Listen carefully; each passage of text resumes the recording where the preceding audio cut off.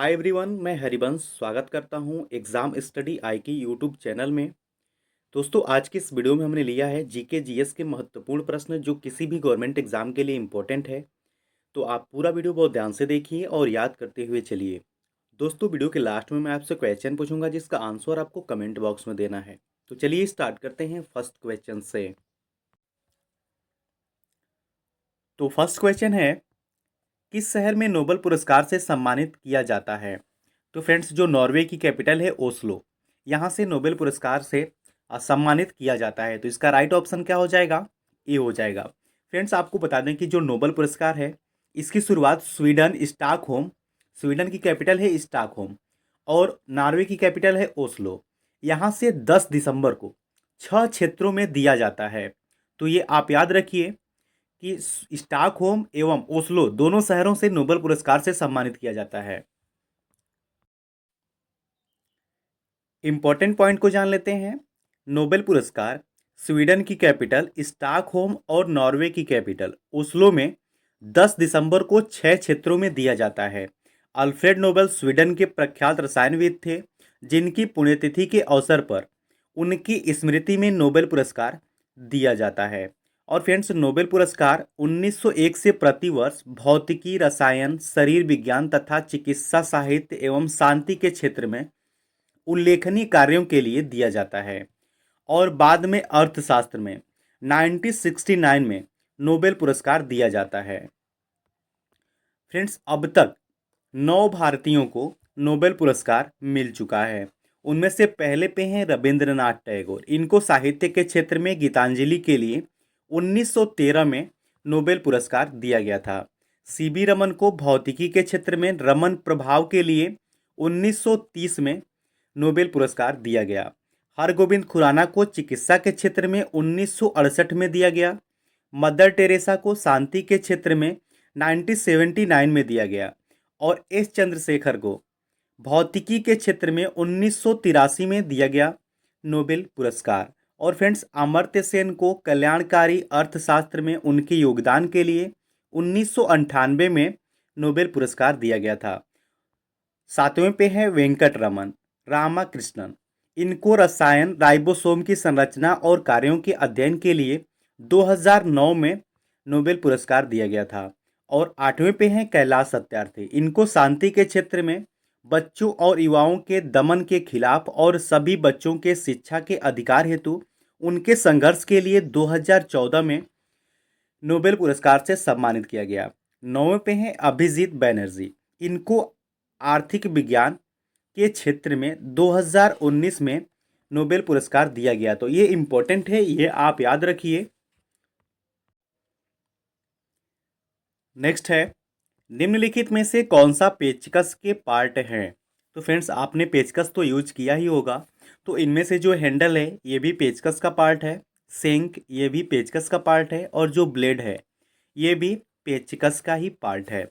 तो इसका right option हो जाएगा यह सभी, ऑप्शन डी। अगला प्रश्न है, बास्केटबॉल में बास्केटबॉल के खेल में प्रत्यक्ष कक्ष में कितने खिलाड़ी होते हैं? तो फ्रेंड्स, बास्केटबॉल के प्रत्यक्ष कक्ष में 5 खिलाड़ी होते हैं। कितने खिलाड़ी होते हैं? 5 होते हैं। तो इसका राइट ऑप्शन हो जाएगा बी। फ्रेंड्स, आपको बता दें कि बास्केटबॉल में खिलाड़ियों की संख्या 5 होती है हर कक्ष में। और फ्रेंड्स, पोलो में खिलाड़ी की संख्या कितनी होती है? 4 होती है। वॉलीबॉल में कितनी होती है? 6 होती है। वॉलीबॉल में खिलाड़ियों की संख्या 6 होती है।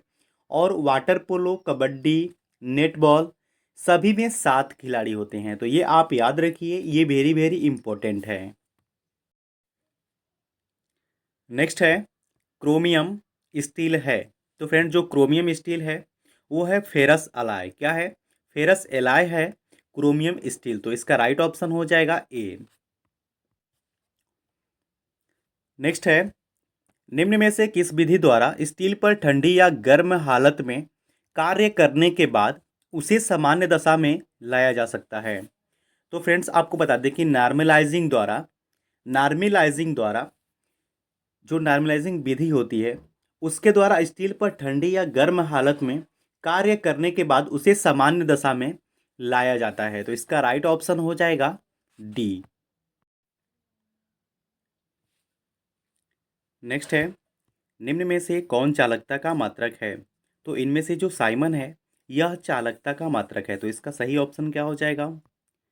सी हो जाएगा। फ्रेंड्स, आपको बता दें कि चालकता का मात्रक साइमन है, जिसे 5 से सूचित किया जाता है। किससे सूचित किया जाता है?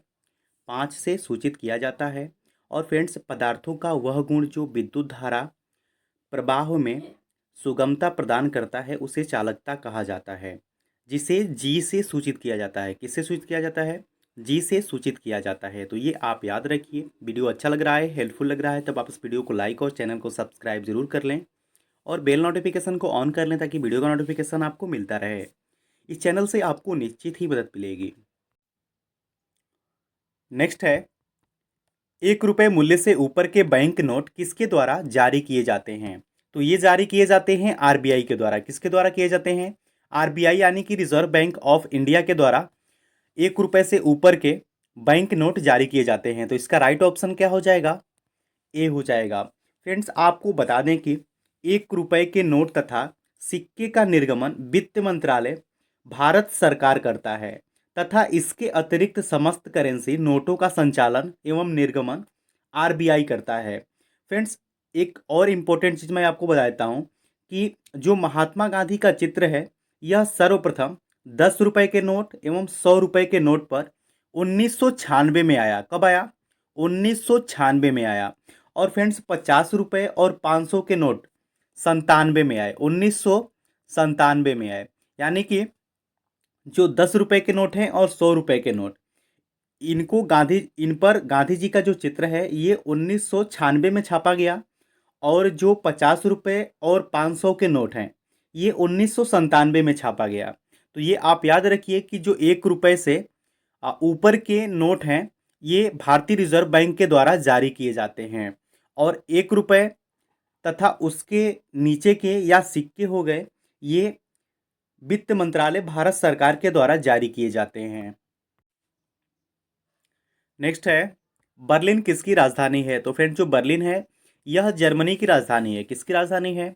जर्मनी की राजधानी है बर्लिन। और इसकी करेंसी क्या है? ड्यूसमार्क। क्या है? जर्मनी की करेंसी है ड्यूसमार्क और इसकी कैपिटल है बर्लिन। तो इसका राइट ऑप्शन हो जाएगा ए। अगला प्रश्न है, आईएसओ 9001 मानक प्रमाण पत्र प्रदान किया जाता है। तो ये जो मानक प्रमाण पत्र है यह क्यों जारी किया जाता है? तो यह गुणवत्ता प्रबंधन के लिए जारी किया जाता है। तो इसका राइट ऑप्शन क्या हो जाएगा? सी हो जाएगा। फ्रेंड्स, आपने देखा होगा कि जितने भी खाद्य पदार्थ हैं उनको आईएसओ 9001 मानक प्रमाण पत्र प्रदान किए जाते हैं और वह गुणवत्ता प्रबंधन के लिए प्रदान किए जाते हैं। नेक्स्ट है, कोयला में मुख्य रूप से शामिल है। तो फ्रेंड्स, कोयला में मुख्य रूप से क्या शामिल है? कार्बन शामिल है। कोयला में मुख्य रूप से कार्बन पाया जाता है। तो इसका राइट ऑप्शन क्या हो जाएगा? सी हो जाएगा। फ्रेंड्स, आपको बता दें कि कोयला की 4 किस्म होती है।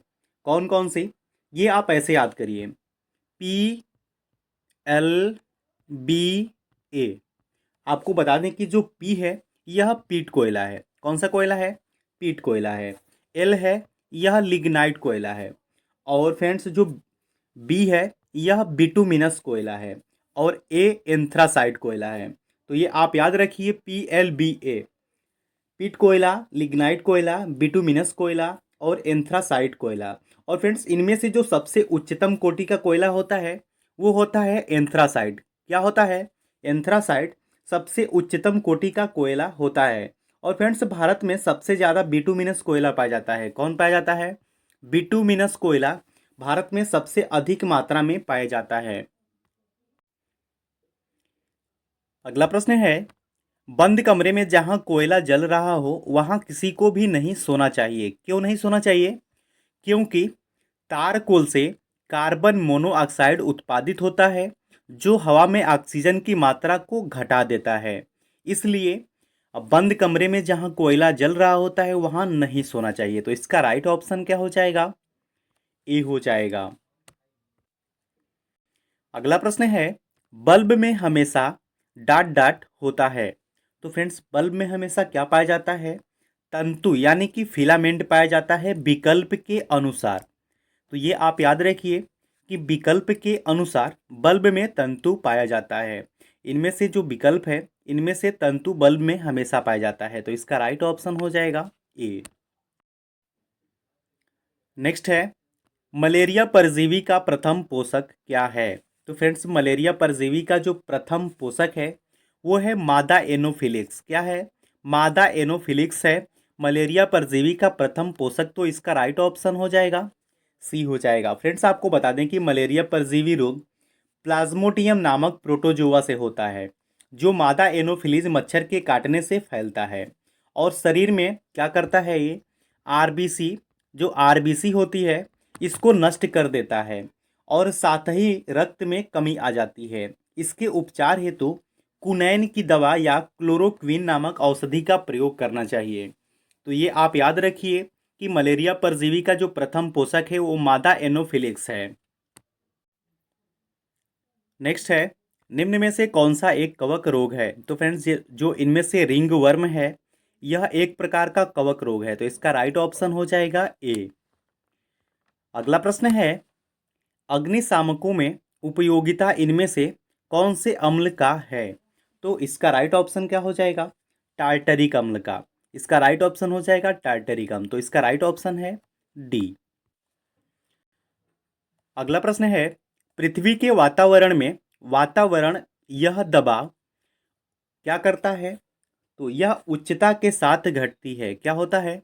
उच्चता के साथ पृथ्वी के वातावरण में वातावरण का दबाव उच्चता के साथ घटती है। तो इसका राइट ऑप्शन हो जाएगा बी। अगला प्रश्न है, सर्वप्रथम बनाया गया सेल कौन सा है? तो फ्रेंड्स, सर्वप्रथम कौन सा सेल बना था? तो वो बना था, कौन सा सेल बना था? वोल्टेइक सेल बना था। सर्वप्रथम वोल्टेइक सेल बना था। तो इसका राइट ऑप्शन हो जाएगा सी। नेक्स्ट है, कथन नौटंकी। नेक्स्ट है, कथक, नौटंकी, झोरा, कजरी किस राज्य के महत्वपूर्ण नृत्य हैं? तो ये उत्तर प्रदेश के नृत्य हैं। तो इसका राइट ऑप्शन क्या हो जाएगा? बी हो जाएगा। फ्रेंड्स, उत्तर प्रदेश के नृत्य हैं कथक, नौटंकी, झोरा और कजरी। यही आपको बता दें कि जो झारखंड का नृत्य है वह कौन कौन से हैं? तो झारखंड के जो लोक नृत्य हैं वह है छऊ, सरहुल, जट जटीन, कर्मा और डांगा। ये झारखंड के लोक नृत्य हैं। यहीं बात करें उत्तराखंड की, तो उत्तराखंड के लोक नृत्य कौन कौन से हैं? गढ़वाली है, कुमायूं है, कजरी है, रासलीला। तो ये आप याद रखिए। यहीं बात करें छत्तीसगढ़ की, तो छत्तीसगढ़ के लोक नृत्य कौन कौन से हैं? पांडवानी, कर्मा, झूमर इत्यादि। तो ये आप याद रखिए और ये वेरी वेरी इंपॉर्टेंट है। अच्छा फ्रेंड्स, उत्तर प्रदेश की कैपिटल है लखनऊ और लखनऊ किस नदी के किनारे स्थित है? गोमती नदी के किनारे स्थित है। तो ये आप याद रखिए और एग्जाम में आया हुआ क्वेश्चन है कि उत्तर प्रदेश की कैपिटल है लखनऊ और लखनऊ किस नदी के किनारे स्थित है? गोमती नदी के किनारे स्थित है। नेक्स्ट क्वेश्चन है, बल का गणनात्मक मापन करने वाला नियम कौन सा है? तो फ्रेंड्स, बल का गणनात्मक मापन करने वाला नियम है न्यूटन का दूसरा गति नियम। तो इसका राइट ऑप्शन क्या हो जाएगा? सी हो जाएगा। फ्रेंड्स, आपको बता दें कि भौतिकी के पिता कहा जाता है किनको? सर आइजक न्यूटन को। किसे कहा जाता है? सर आइजक न्यूटन को भौतिकी का पिता कहा जाता है। और फ्रेंड्स, न्यूटन के गति का नियम अपनी फेमस पुस्तक 1867 में प्रिंस पिया ने दी थी। किसने दिया था? प्रिंस पिया में दी थी। और फ्रेंड्स, न्यूटन के प्रथम गति के नियम से बल की परिभाषा एवं जड़त्व एवं गैलीलियो का नियम जड़त्व की परिभाषा प्राप्त होती है। तो फ्रेंड्स, ये आप याद रखिए। अब आज का टेस्ट है आपके लिए, नागालैंड की राजधानी क्या है? तो फ्रेंड्स, 4 ऑप्शन दिए गए हैं जिनका आंसर आपको कमेंट बॉक्स में देना है। वीडियो अच्छा लगा, हेल्पफुल लगा, तब आप इस वीडियो को लाइक और चैनल को सब्सक्राइब जरूर कर लें और बेल नोटिफिकेशन को ऑन कर लें ताकि वीडियो का नोटिफिकेशन आपको मिलता रहे। इस चैनल से आपको निश्चित ही मदद मिलेगी। Thanks for watching.